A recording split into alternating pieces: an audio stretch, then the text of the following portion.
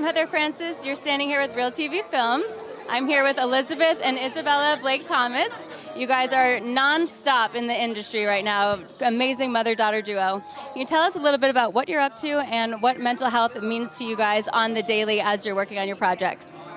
Well, actually, any of our projects that we work on, we include mental health from a work perspective, from a crew perspective, casting, how we work, how we run our sets, how we run our days. So not only is it important in front of the camera, but also behind the camera. Ditto, honestly. I mean, when we have our own production company, the beauty is we're able to function as one unit. So it's really important to us to be able to have our sets run like that and to have our workspaces run like that too, because I think that's something that's not thought about enough in the workplace. So I'm glad we're able to do that. And actually, what's interesting, because we are a duo, someone might think that we can put in more work and more hours because there are two of us. Actually, what I do is halve it. We make sure that we have time for our mental health and time to have a respite and relax and look after ourselves. I think that's a wonderful way to look at it. We definitely need that.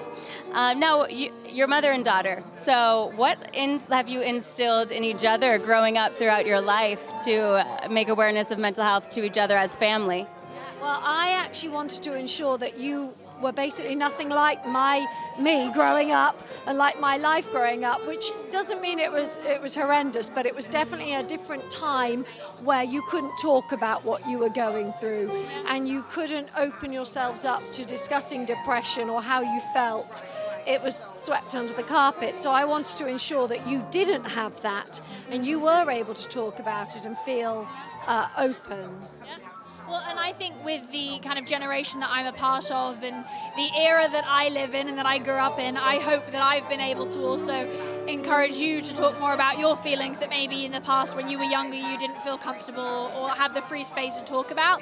So I think together we've kind of given each other that safe space to be able to really feel the feelings and go through the ups and downs that life throws your way. And we've also kind of grown up together, weirdly, in a social media world together. Like I didn't have that and you didn't get into that until you were older. So we started it at the same time. So we're both experiencing that and learning together on the benefits and the downsides of social media. With that being said, now do you find that it's more worse or better off with our social media and what it does for our society? I am so glad I didn't have it growing up because it was already tough.